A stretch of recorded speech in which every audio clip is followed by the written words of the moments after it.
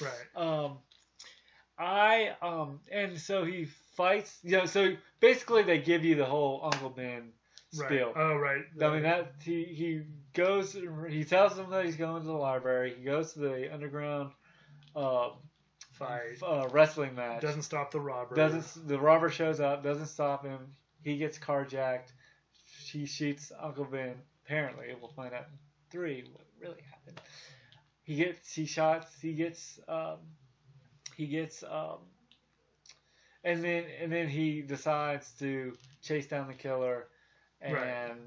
and he finds out that he could have stopped him, Right. and he trips the mugger, the robber trips, and Spider-Man's kind of blamed for it, but he feels guilty about it. And so the next day, he is his graduation. The film kind of takes it to the graduation, and at the um,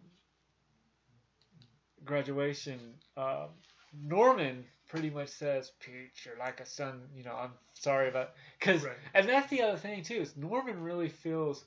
I think because they connect with science. Right. That they like each other. And James Franco what do you think of James Franco as Harry Osborn? I thought he was good. It's like, I think he plays a much bigger role in the next one. The next and 2 Yeah, and but 3. I thought him sort of hard to compete against Willem Dafoe, but I thought he also did a pretty good job of like playing, the conflicted, like, Peter's taking my father's affection. Yeah, and I like how it works, and it feels like you also have to look at it this way. Spider-Man, kind of the same thing with back in 2000. X-Men was a big risk. This was a big risk as well. So you could tell that it was a little, it doesn't take itself so seriously like Amazing Spider-Man. Right. I feel like they sort of do the somewhat same stuff in what's the first one of the third generation with the Vulture.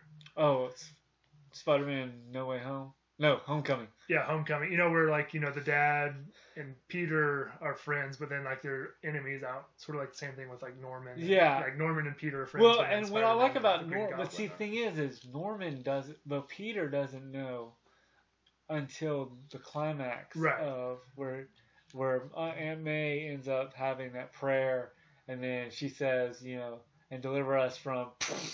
And Norman or the Goblin comes out on dramatic thing, and it was sort of like thing. But let's kind of talk about, since we're really going to kind of focus more on sort of all the Spider-Man movies. What was your thoughts after watching this film? I mean, I just kind of want your opinion. Kind of, I know you're like a couple years. I guess this one's. Like, I was 14 when it came out. Yeah.